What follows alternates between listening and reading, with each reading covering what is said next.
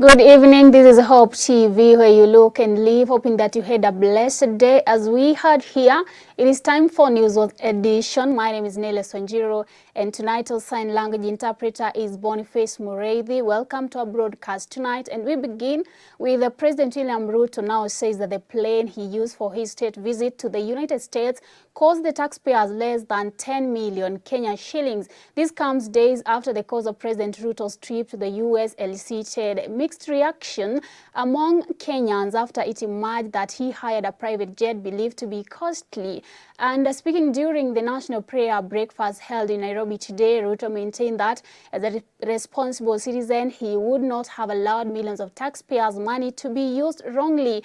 And as Grace Ahati reports, Ruto has also noted that the government has reduced the price of the food commodities thanks to the rains experienced after the national prayers led by First Lady Rachel Ruto on Valentine's Day. President William Ruto has now clarified to Kenyans that the plane he used for his state visit to the United States cost less than 10 million shillings. This follows uproar among citizens on various social media platforms after it emerged that Ruto traveled to the US aboard an A6 RJU Royal Jet, which was believed to cost approximately 200 million shillings. So relax. Speaking during the national prayer breakfast held in Nairobi, the president called on Kenyans to relax and end the debate, noting that the amount spent on the plane was cheaper than what would have been spent on the national carrier Kenya Airways. I am a very responsible steward. Believe you me. There is no way I can spend 200 million. There is no way. In fact, let me disclose here that it costed the Republic of Kenya less than 10 million. When I was told the cheapest plane was 70 million, I told my office, go book Kenya Airways. During the national prayer breakfast, President Ruto avoided politics and instead emphasized the importance of unity among leaders regardless of their political affiliations, this even as there are speculations of cracks in his UDA party. On Wednesday, the party Secretary General Cleopas Malala fired a warning to a section of leaders drawn from the party regarding their recent conduct. Are privileged to be leaders in Kenya at this time. And it is true that we understand, all of us, what the challenges are and what we need to do. I ask all of us to have the courage to do the right thing, however difficult it is. It is the only way we can pull our country and take our country into the future. Ruto has at the same time noted that the government has reduced the price of food commodities thanks to the rains experienced after the national prayers led by First Lady Rachel Ruto on Valentine's Day. However, the head of state highlighted that more needs to be done to solve the issue of high unemployment rates in the country. We have, by the grace of God, now have reduced the price of food commodities. We are, however, yet to solve the problem of unemployment. We must continuously work together. I want to ask members of parliament who are here. We have set our target on the digital space to create jobs. I was in Ruiru, in Simon Kingara's constituency, when we launched an ICT hub there that is hiring 5,000 Kenyans. I was very proud to see them at work. Every member of parliament seated here, and those who are not here, have an opportunity to replicate that in every constituency in Kenya. That is why we changed the law on CDF, so that you can have an opportunity to set up an ICT hub. And one of the big announcements that was made in my trip in America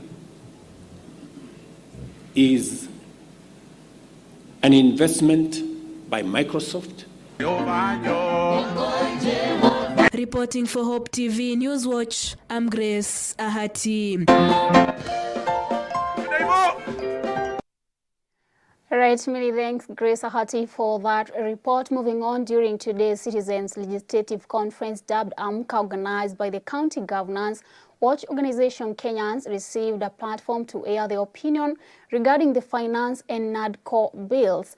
And as the citizen, the meeting was organized as a way for leaders to call upon Kenyans to speak against the proposed Financial Bill 2024 and push for the implementation of the National Dialogue Council report, that is NADCO. Kalonzo Musyoka was among the leaders present, urged all Kenyans to call for the action. Ian Githuku reports.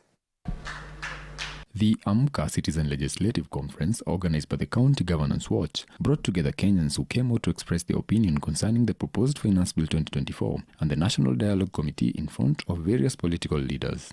Wiper leader Kalonzo Musyoka accused the government of being determined to oppress the middle-class citizens financially. Emphasizing the need of the importance of the NADCO report to the Kenyan citizens, Kalonzo has asked the government to quickly implement the agreed bill without alteration or delay. Taxation should be made simple,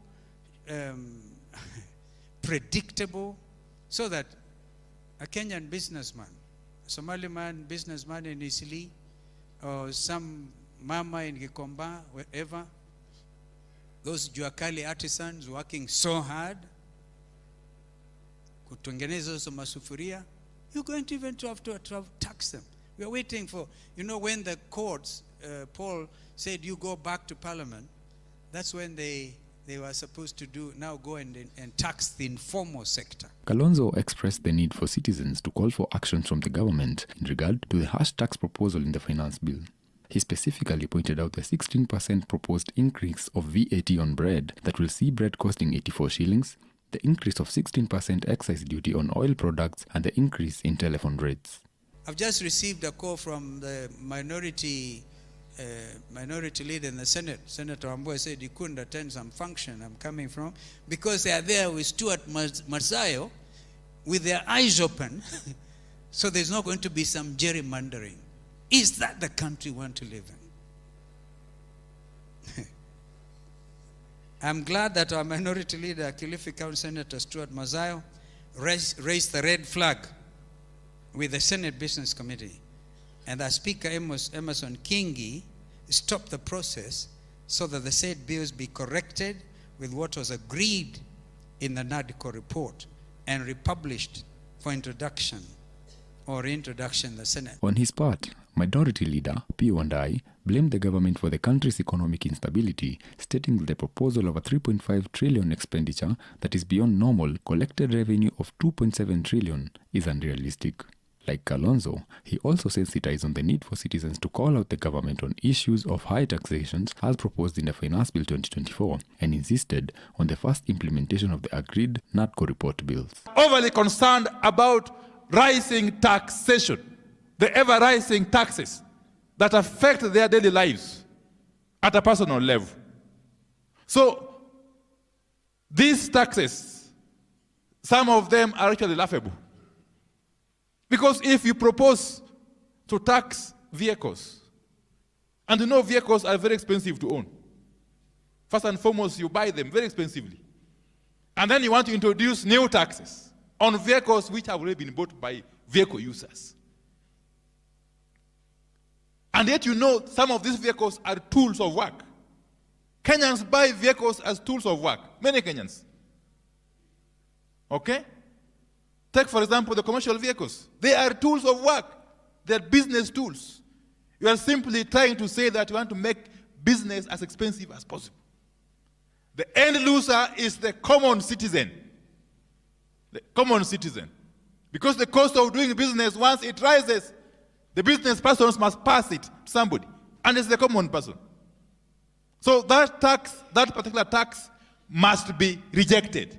And we shall stand firm to ensure that it does not see the light of the day. For Hope TV Newswatch, my name is Ian Githuku.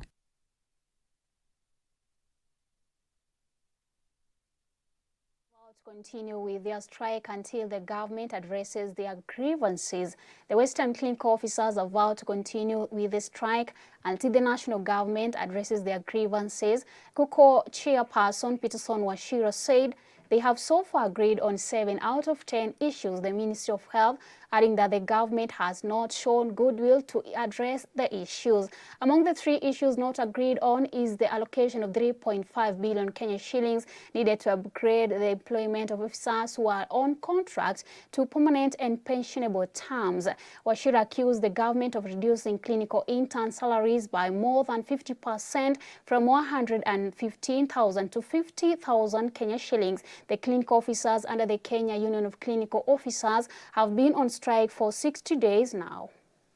I want to say, without any doubt or uncertainty, that we as clinical officers, we are ready to continue on strike for as long as it takes. Today we are doing the 60th day. We are ready to go to the highways, but we shall not go back to work until our demands are addressed.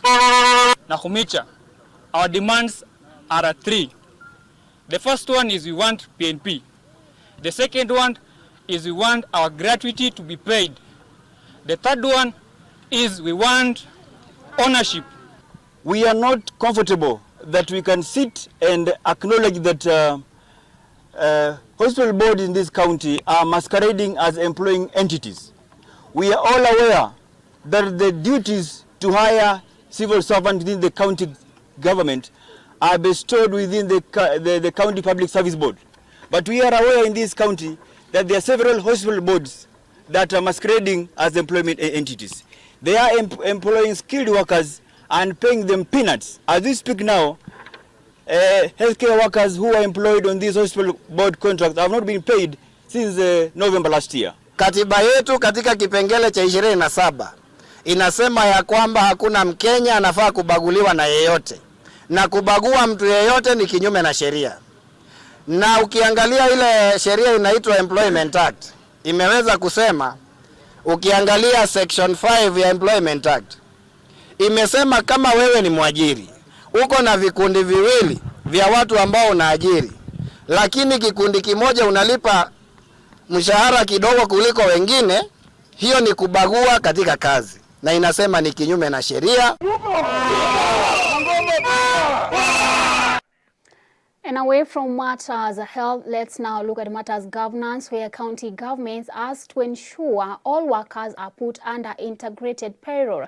Council of Governors Chief Executive Officer Mary Mwiti wants county governments to ensure all employees are put under integrated payrolls. Mwiti has observed that the law does not approve manual payrolls, which are still in use in some devolved institutions and administrations. The CEO noted that the control of budget has been taking a lot of time to verify manual payrolls presented by county government, thus delaying salary payment of the county employees. Speaking during a quarterly consultative meeting with county human resources directors and payroll managers held in Murang'a County, Council of Governors CEO Mary Mwiti divulged that lack of proper payroll system has seen some county governments report high wage bills, saying one way to tame ballooning wage bills is to have an integrated payroll of all employees. A manual payroll that was not inconsistent with the provisions of the law and that was completely ambiguous in terms of what is required by the control of budget.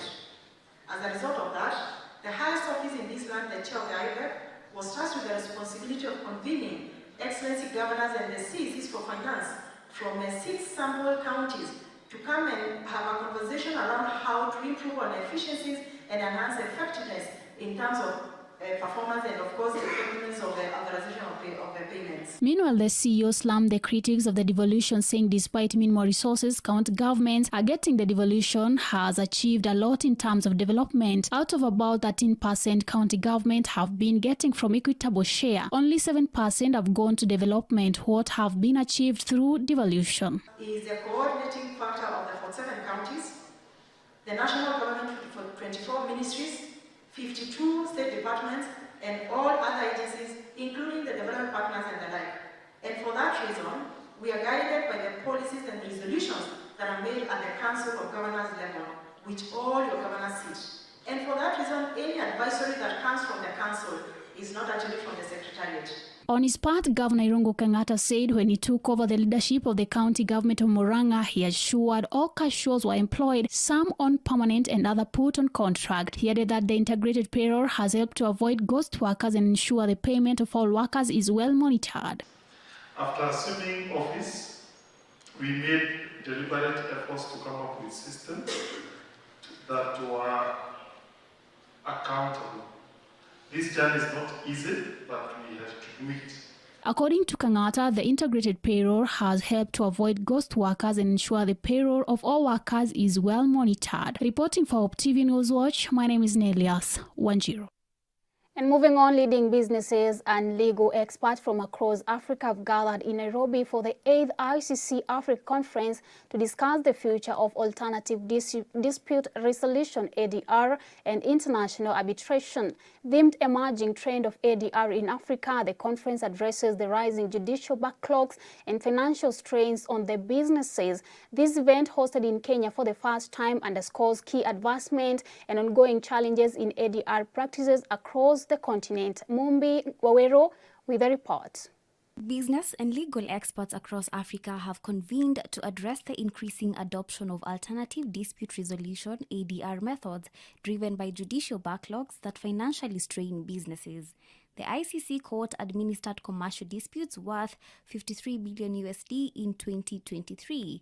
Diamana Diawara, director of ICC Arbitration and ADR for Africa, emphasized the ICC's capability to handle diverse disputes. We have started this ICC Arbitration Week because we're really talking about a whole week in Nairobi, Kenya since Monday by our Africa Business Talks addressing ICC's role in enabling cross-border trade globally. Honorable Justice William Ouko emphasized the judiciary's commitment to ADR, highlighting investments in training judges, magistrates, and other ADR practitioners to enhance service quality and promote ADR. As a result, a significant portion of the Supreme Court of Kenya, comprising 6 out of 7 justices, has completed rigorous training and joined the Chartered Institute of Arbitrators, Kenya. For this reason, that 6 of us out of 7 justices of the Supreme Court of Kenya have in the last few months undergone intensive training and have today joined the fellowship of Chartered Institute of Arbitrators of Kenya. Despite efforts to increase Kenya's judicial capacity, the number of filed cases rose from 402,243 in 2017-2018 to 423,394 in 2022-2023, leading to significant backlogs. Only 7 to 9% of the disputes are referred to courts, with 69% resolved through ADR mechanisms. Dr. James Mwangi, Group CEO of Equity Group Holdings Limited, advocated for out-of-court agreements, emphasizing arbitration's efficiency. The best out-of-court decision agreement is better than the best court decision. And so I became a champion of arbitration. Instead of being before a judge, why don't I be before an arbitrator? And within 4 weeks, we get judgment. And it's a win-win judgment because it's arbitrated. The 8th ICC Africa Conference marks a transformative shift in dispute resolution in Africa, promoting investor confidence and revolutionizing intra-African trade in economic integration. The community calls for policy reforms and a multi-door approach to justice, ensuring effective utilization of ADR mechanisms to address commercial and investor-state disputes. Reporting for Hope TV News Watch, my name is Mumbi Waweru. Many thanks, Mumbi, for that report. And that report by Mumbi takes us to first commercial break. Don't go too far.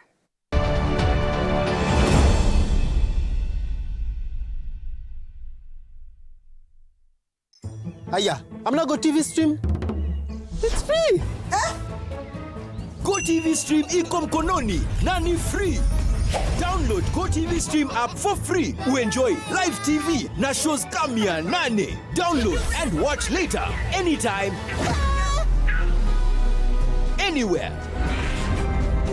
GoTV Stream iko mkononi na ni free. Available to active subscribers. GoTV, love it. Are you ready to celebrate the brilliance, resilience, and outstanding achievements of remarkable women in East Africa?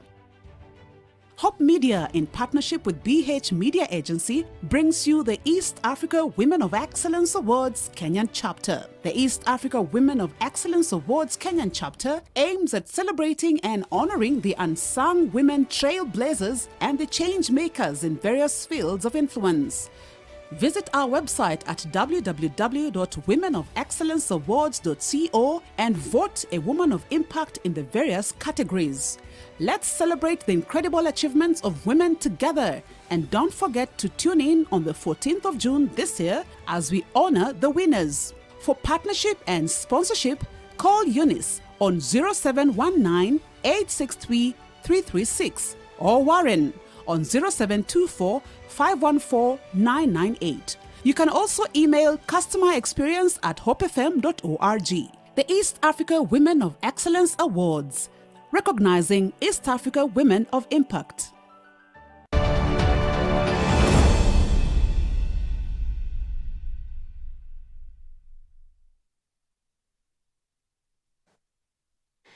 Welcome back to the second segment of our News Watch tonight. And the national government, in conjunction with Kirinyaga County, will relocate the residents of Kianganga in Moya West Sub-County to new public land as a lasting solution to floods that have been affecting the area on a regular basis. Speaking when he led the distribution of government aid to people displaced by ravaging water, Harmasa Kelo, Principal Secretary of SARS and Region Development, said they are working together with Governor Anne Waiguru to identify the public land where the people will move as permanent solution to the menace. On his part, area MCA, that is Thomas Muriuki, had requested for a long-lasting solution to the flood disaster that has been affecting the area.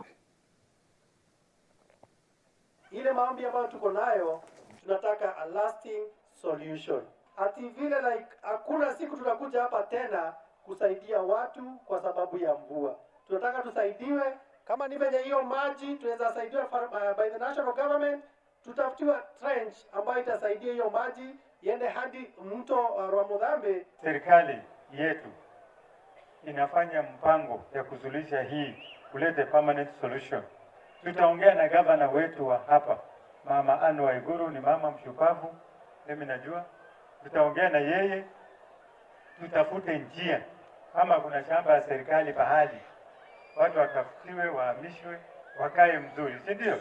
Kwa sababu watu hao hawatakuwa na amani, kwa sababu wako na watoto wa shule, wako na mambo mingi, mahitaji yao. Mvua ikikuja, hiyo kutoroka, kurudi, kwenda, kurudi, sio maisha mazuri.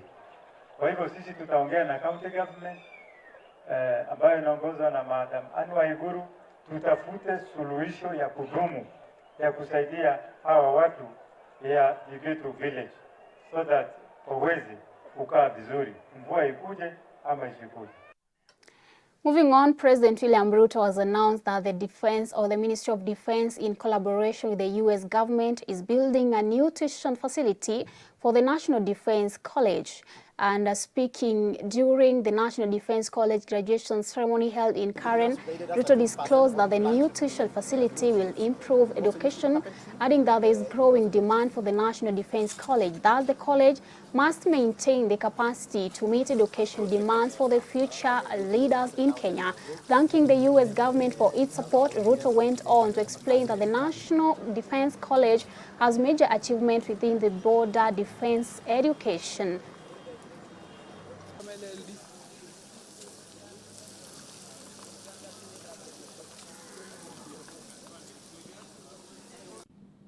I congratulate each graduate on completing your duties at the National Defense College.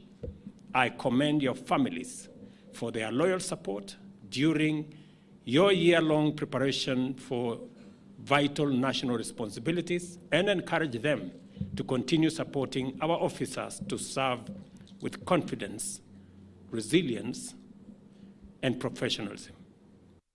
Still focusing on matters education in a significant move towards inclusive education, learners with disabilities in Pokot South Sub-County have received a substantial boost with the construction of new classrooms worth $3 million at Sebit Primary School in Pokot County. The initiative, funded by the National Fund for the Disabled of Kenya, NFDK, marks a pivotal moment in ensuring equal access to education for all children, regardless of their abilities. During the commissioning ceremony at Sebit Primary School, comprehensive school that is in West Pokot County, retired Major Matsen Madoka, a trustee of NFDK, emphasized the paramount importance of inclusive education. Today we're here in West Pokot County to commission a project that has costed $3 million to construct and furnish. It is an administration block and 2 classrooms. This is to be able to help this school cater for children with disability that are already integrated in the larger Sebit Primary School Comprehensive School. Later, 6 wheelchairs, 1 pair of crutches, 4 white canes. Hiyo itasaidia. Wazazi tunawahimiza, tafadhali msifiche watoto wenu. Sina maneno mengi, ni kufurahi. Kwa sababu mama wako na watoto walemavu wamefurahia sana waleta watoto hao hapa. Now we cross the borders to South Africa, where the African National Congress, ANC, currently holds the largest share of votes in the South African election, with approximately 43% of the votes counted so far. The Democratic Alliance, that is DA, follows closely behind with around 25%. The Radical Economic Freedom Fighters, EFF, have secured about 9% of the votes, while the Mkhonto Wesizwe Party, MK Party, of former President Jacob Zuma, has garnered around 8%. The initial results indicated that the ANC is set to lose its parliamentary majority for the first time since Nelson Mandela led the party to victory following the end of apartheid in 1994. Final results are anticipated over the weekend.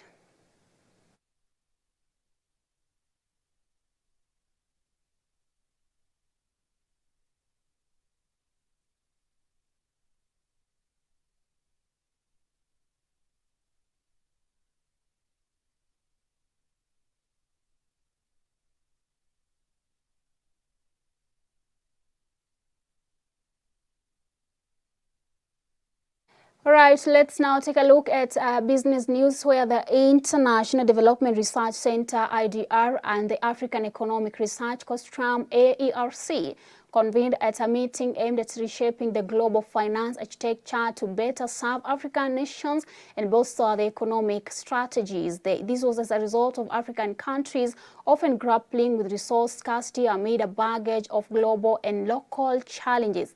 The cascading impacts of the COVID-19 pandemic, surging inflation, escalating interest rates, and currency depreciation have severely strained domestic resources. The meeting aimed to exchange evidence and policy proposals for overhauling the global financial system to benefit all countries and stakeholders, while also enhancing national economic policy making.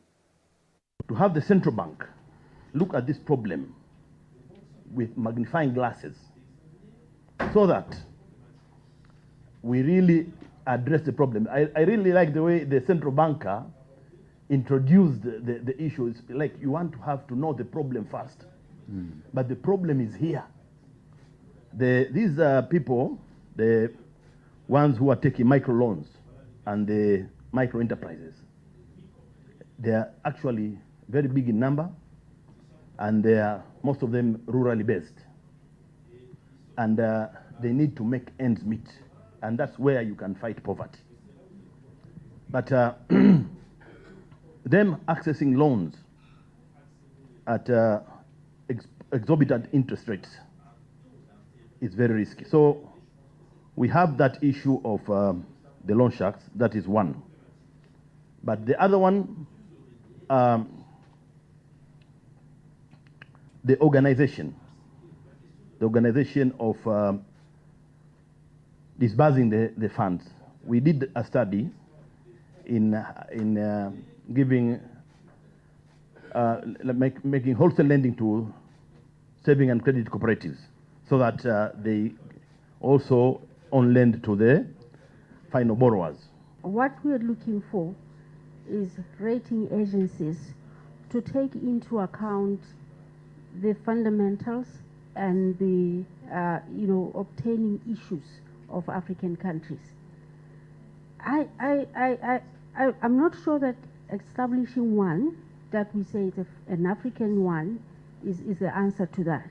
I think what is important is to make sure that the existing ones take into account the factors that affect Africa. For a lot of African countries, the current challenges they're facing at the moment are not solvency challenges, they are temporary liquidity challenges. I think that's a very critical point that I want to make. And so the actions that are taken in relation to the global financial system should reflect that reality. Yeah, that they don't, they're actually not solvency. They are fundamentally solvent, but because of external shocks particularly that affected them, then they are facing short-term liquidity challenges, but many reforms have been undertaken over the last few years that have actually enhanced solvency of African economies.